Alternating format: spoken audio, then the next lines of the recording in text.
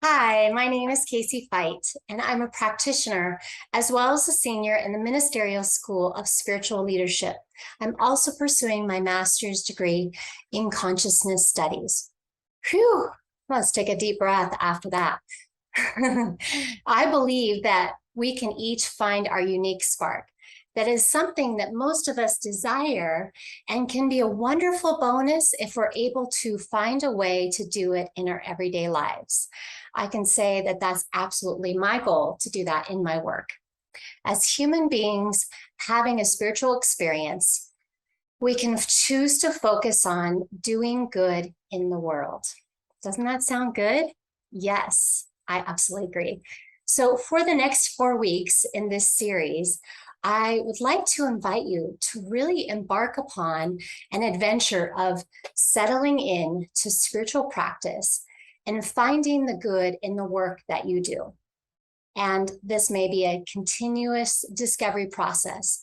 We will look for it through and within each task, each project, each connection, each conversation, each experience.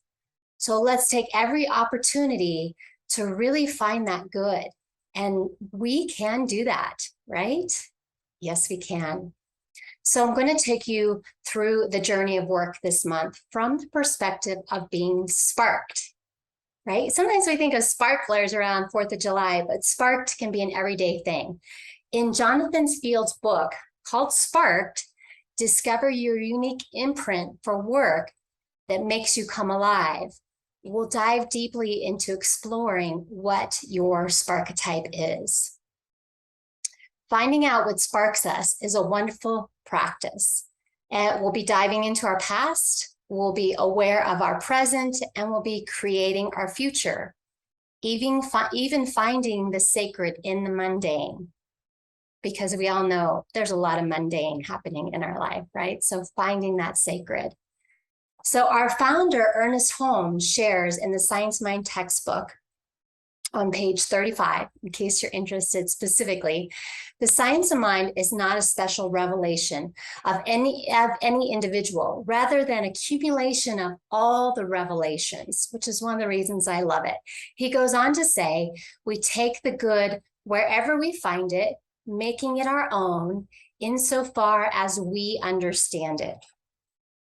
This realization is that good is universal, and that as much good as any individual can incorporate into their life is to be used. This is what constitutes the science of mind and spirit. Love our founder, Ernest Holmes, really powerful quotes. So I encourage you to take the Sparketype assessment. It's on the website, Jonathan Field's website. Go to sparketype, type.com. So there you'll be asked to answer questions about this or that, and that'll help you develop your Sparketype. So on his website, he says that this assessment focuses on a single question. It reveals your unique imprint for your work that makes you come alive or sparks you. And if you're not doing traditional work right now, this is still for you. This can be in your passions and hobbies in so many different areas of life, finding your spark. He goes on to say that this is the sweet spot between meaning, flow, excitement, energy, expressed potential, performance, and purpose. So if any of that sounds good to you, whether you're working or not, this is for you.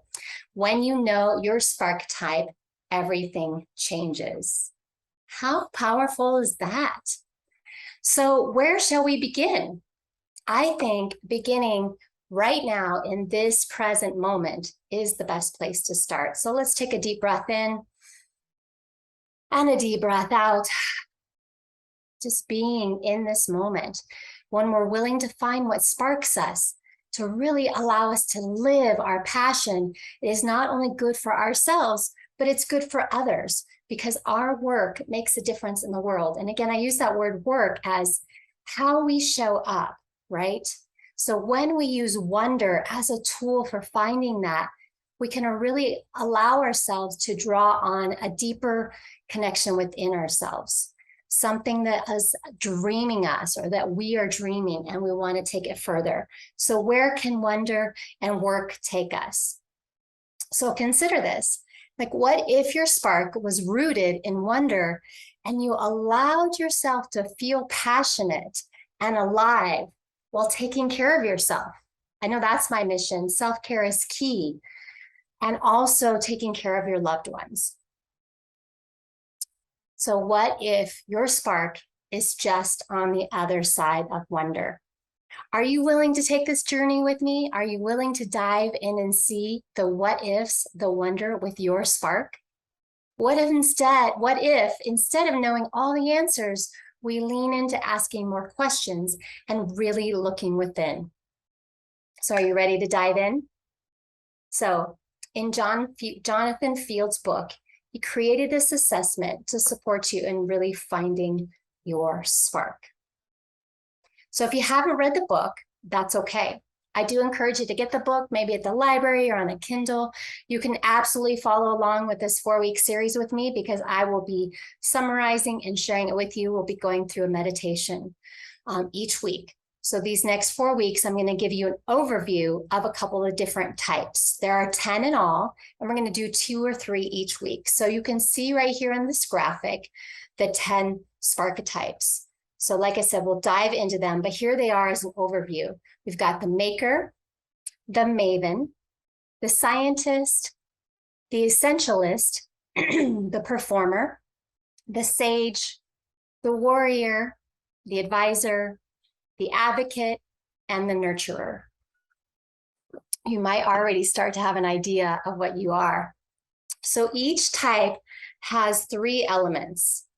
There's your primary. This is your strongest impulse, like how you show up in the world, your biggest passion. Then there is the shadow. And this is not necessarily the dark, but it's the part that amplifies your primary. So it gives kind of some movement behind it. There's the anti, and this is the one that's hardest for you. Like, it just takes a lot of energy, a lot of needs, and there's a recovery process with that. So again, it's not bad, but it's just not something that comes to you easily and effortlessly. It's that area where, like, oh gosh, I would not want to do that for a living or spend all my time doing that. So today we're going to dive into the Maven to start. And the Maven slogan is living from curiosity. They're really in a place of fascination, almost obsession, and driven to understand.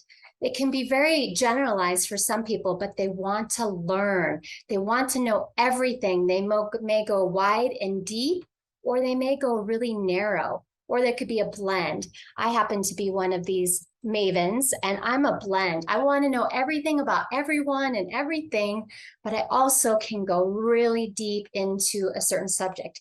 Hence this degree in consciousness studies, right? I used to want to be enlightened, and I still do, but I've changed my understanding of what that looks like. But I want to learn about everything. In these last 3 years of school, still got another year or 2, I have learned so much. So I think I'm definitely a maven at its heart. Sometimes we can get a little too obsessed, which is not always the best thing. We can just dive deep. And also, people who are not understanding of mavens may kind of put some shame on us, or we have some shame too. So we have to be very aware of that. We can tap into the shadow. So for me, my shadow is the scientist, and the scientist also wants to really learn and understand and dive deep and trying to figure everything out. So like I said, the shadow is not necessarily the bad side. It's the part that actually helps the primary. So my scientist really works with my maven. I think they're very much in line, and we'll talk about more of the scientist in the following week. But they're trying to solve things, trying to bring things together. So problem solving is a big part of the maven, and really understanding as a maven. I agree with this statement that I found in Jonathan's book. It's like, I'm either learning or I'm dying. I need to be learning all the time.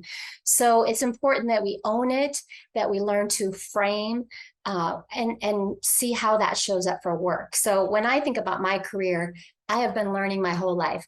I found Science Mind 12 years ago, Mile High Church. I live in Denver, Colorado, and I just started taking the classes, and I was learning and growing. And I like to also say a lot of healing was happening. I had a lot of childhood trauma to heal. And when I finished all the classes, I was like, well, what's next? I want to keep learning. So I found out there was a practitioner track, and I learned about practitioners. I became a practitioner. I did want to go into ministerial school right away. I found that as a single mom and having a small child, it was just not feasible building my own business. Of course, I tried to do it all obsessively, but I had to wait a few years. And then the timing was right. And I know when I'm done with this degree, I will just continue learning for the rest of my life. So that's how it really shows up for me. I also, during this pandemic time, had a job where, oh my gosh, I got so bored. I was bored and I was not learning and I was not growing, and it was killing me. I thought I was dying. And then people who know me, like, I'm not exaggerating when I say that I could not handle it. It was like a ball and chain. There was just not an opportunity to learn at the pace and the level that I wanted to. So I'm really grateful to have been able to move through that and pursue building my business back up again after the pandemic. So it's been quite a journey, that's for sure. So let's take a deep breath in and a deep breath out. And I say that because this next part of the Maven is being very careful of the black hole obsession. And have you experienced that, where you just, again, you may or may not be a Maven, but you just kind of go down deep into the black hole of something that's maybe not serving you. So boundaries are really important. So now I want to shift to the maker. Okay, so, pretty common sense, we think about a maker, we think of making things. So the maker's slogan is, I make ideas that manifest. I make ideas that manifest. So this person is really passionate about creation, also very process oriented, kind of like the Maven. They're building something, could be physical or digital or drawings. They're attracted to tools and media and topics that really allow them to dive deep into making something. This is also one that's often revealed early in life when people have their sparchetype as the maker early on. They just have this history of making things. Maybe they're making poems or books as a kid, and it continues to grow. So it's kind of often revealed early in life. And then there's also this challenge for the makers of vision versus ability. So they can have this vision of what they want to make, and then there's the ability piece of, are they able to do it? And that can take decades for many. Like I mentioned, you might start things early and decades later things are made. So this is really the creation process that, Science Mind here we talk about, is we are all creators. The makers really, really want to create. I'm not really a big creator. I just want to learn, but of course we're always creating, right? So the makers also want to be aware of boredom. And sometimes that happens because there's kind of a disconnection between the outcome and the impact. So again, excuse me, that maker is wanting to really have that connection, to have that outcome and that impact with whatever it is they made. And again, because that takes time, that can often be a challenge for our makers. So collaboration is key. And if you're identifying with this, connecting and collaborating with others is really important.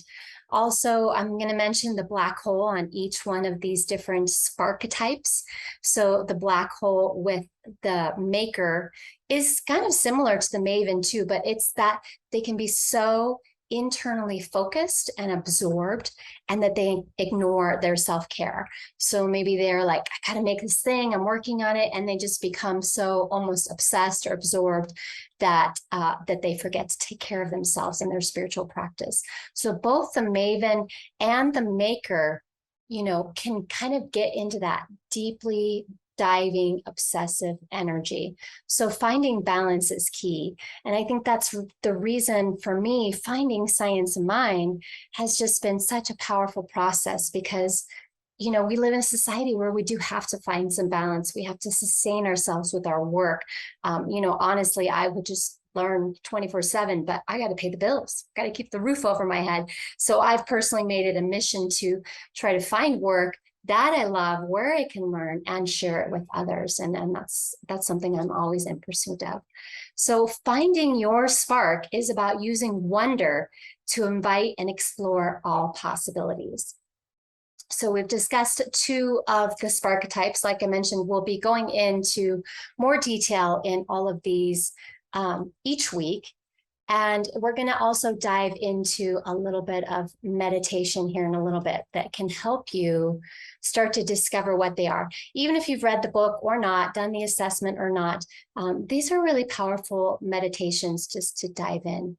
So finding our spark type is really about hope, faith, questioning ourselves, exploring our doubts, brainstorming, and wondering why things are the way they are.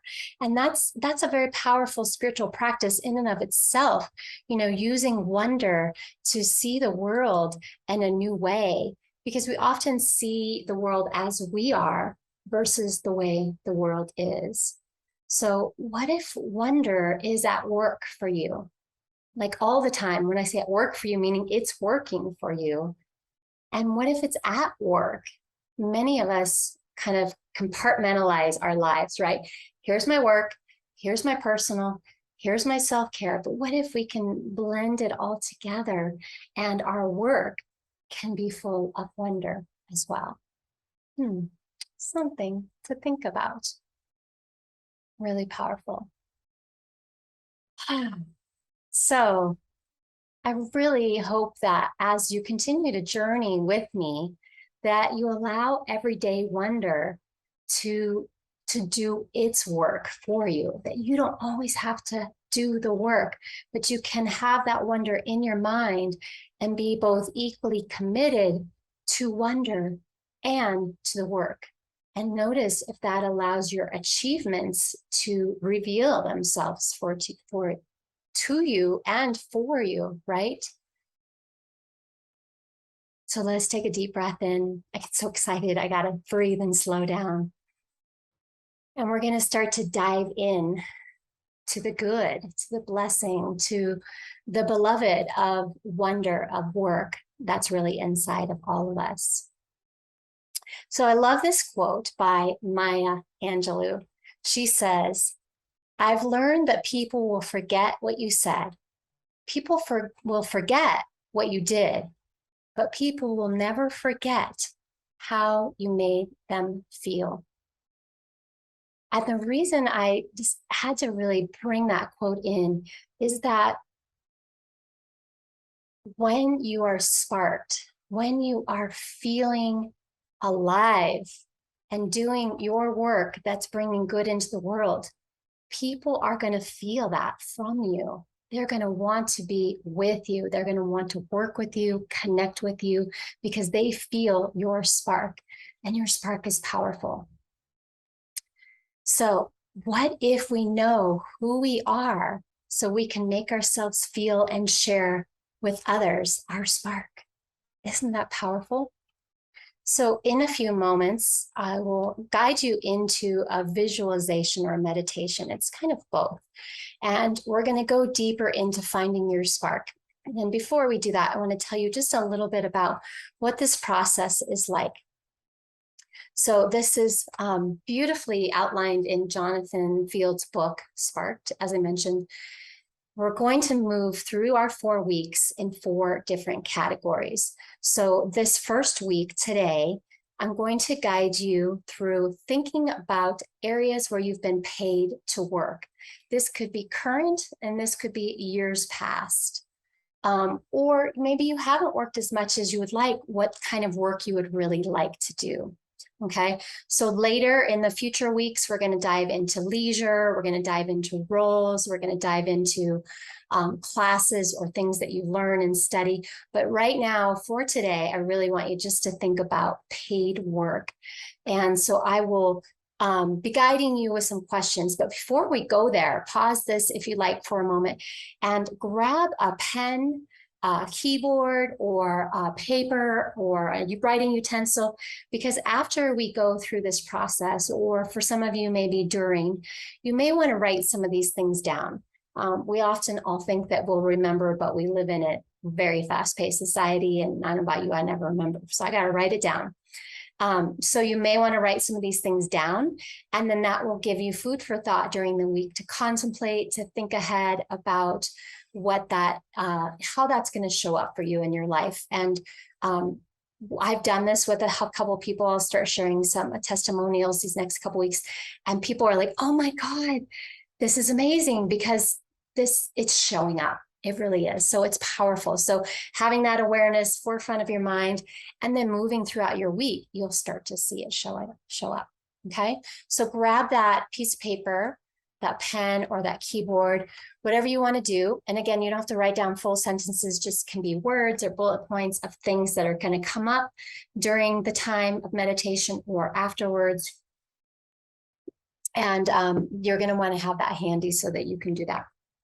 All right, so let's take a nice deep breath in and a deep breath out. Let out a sigh. Let's do 2 more breaths like that. Deep breath in, deep breath out. 1 more breath, breathing in through the nose. Exhale out your mouth. So I'm going to ask you to close your eyes.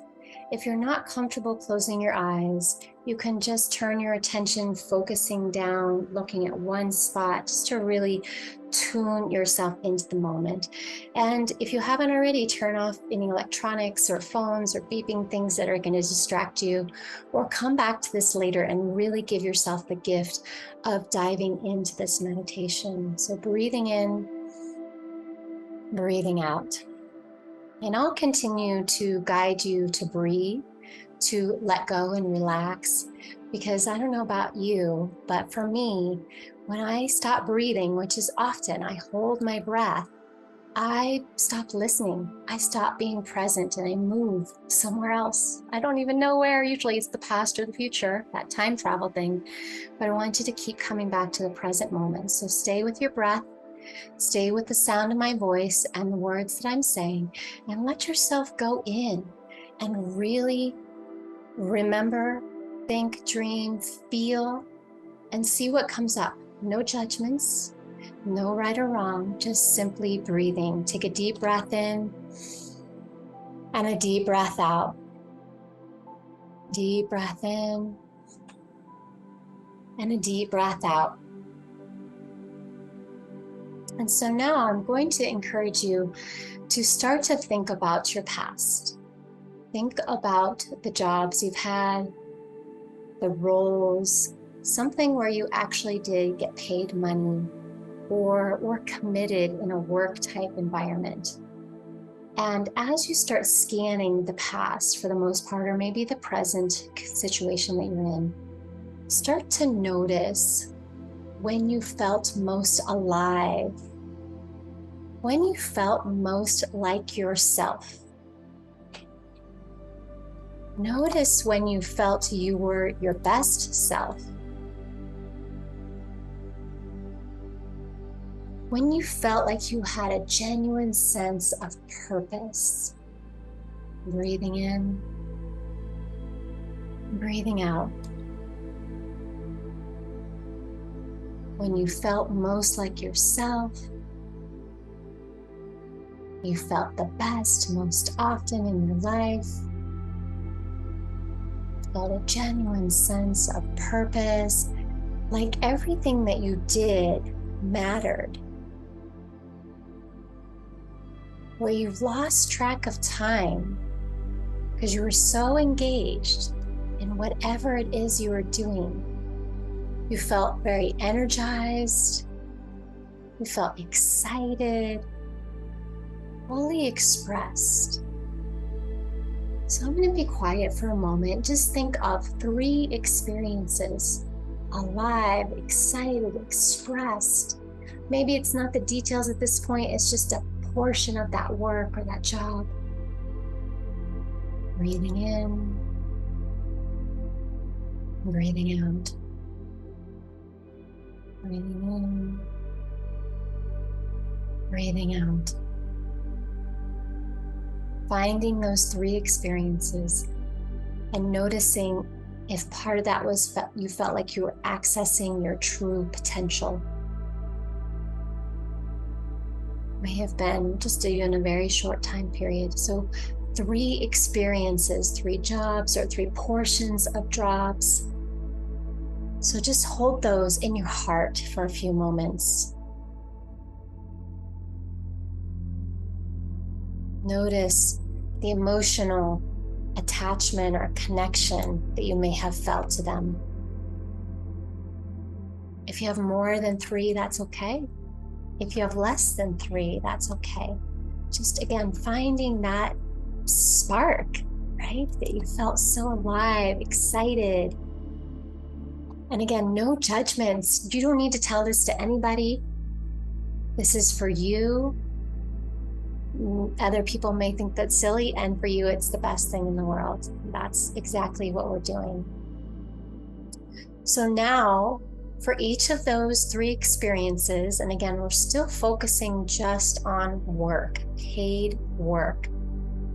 We'll do the other ones in the following weeks. So I'm going to ask you a series of questions again. So you've got those 3 experiences.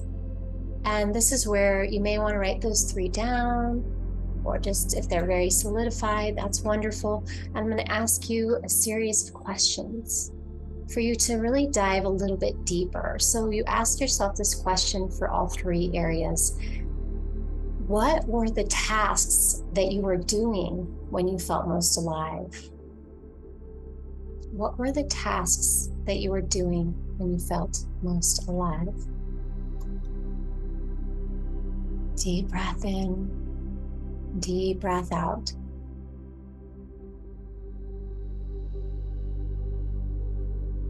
Now think about what were the processes that you were engaged in when you felt most alive? What were the processes? Were they with other people? Were they by yourself? Also, what were the projects that you were involved in when you most felt alive in these 3 jobs, positions, work? Take a deep breath in and a deep breath out. Deep breath in, and deep breath out. What were the topics or areas of focus that you were focusing on when you felt most alive?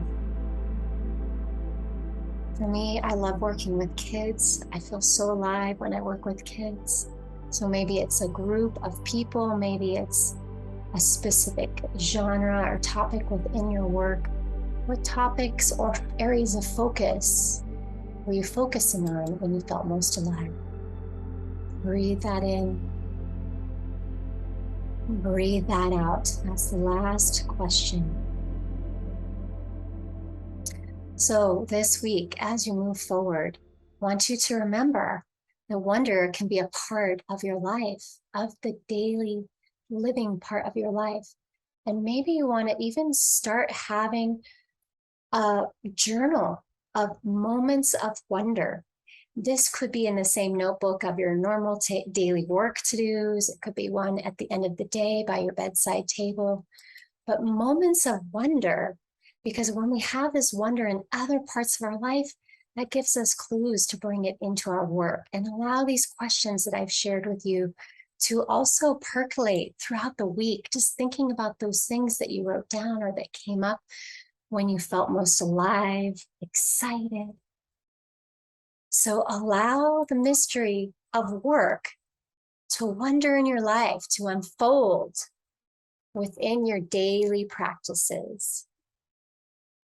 So I wonder what would happen if you allowed this to be. And ask yourself that question. I wonder what happened if I fill in the blank. It is very common practice to ask ourselves, I wonder what would happen if this or that. So incorporate that into your week today, tomorrow, until I see you again. So I hope you have a beautiful week. You stay sparked, and I can't wait to hear from you and see you next week.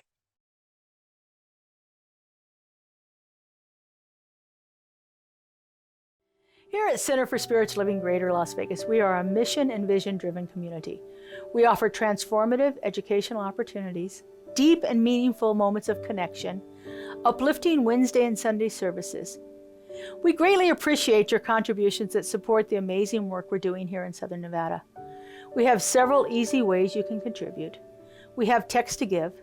Simply text the amount of your donation to our text to give number, and you'll be prompted to enter your information. There's a link to our online donation page posted below this video where you can contribute by debit or credit card.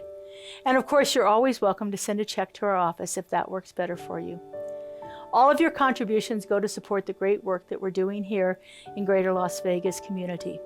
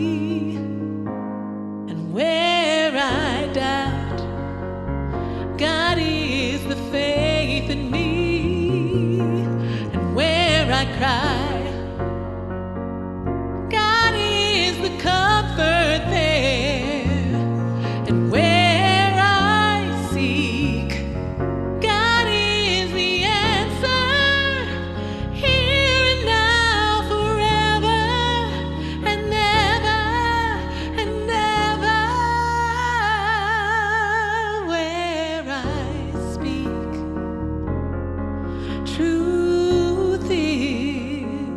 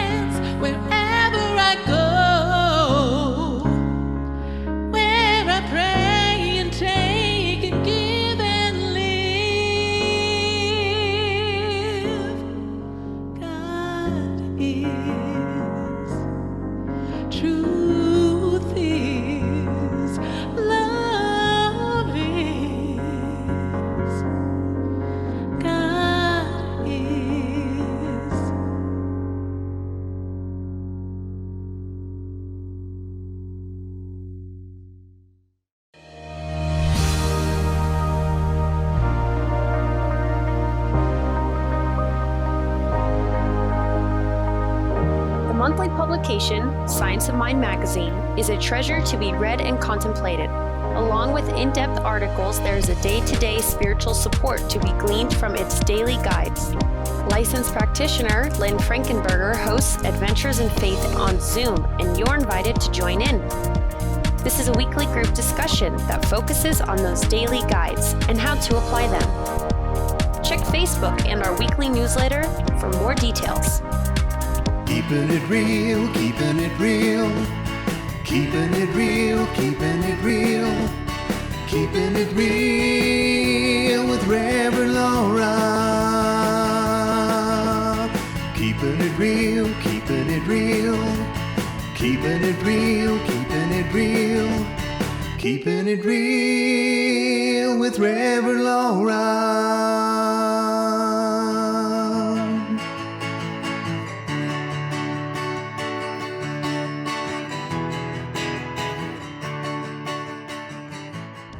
CSL Greater Las Vegas brings you much of your favorite spiritual music every Friday at 7 p.m. with Spiritual Soundscapes. Enjoy performances from CSLGLV vocalists along with special guest singers. It's music for your soul. Subscribe to the CSLGLV YouTube channel to get a convenient link sent to you for each musical performance. At CSL Greater Las Vegas, it is our mission to inspire spiritual discovery through community connection, exploration, and celebration. This mission supports the all-inclusive vision of Centers for Spiritual Living worldwide, in which we envision a world that works for everyone and all of creation.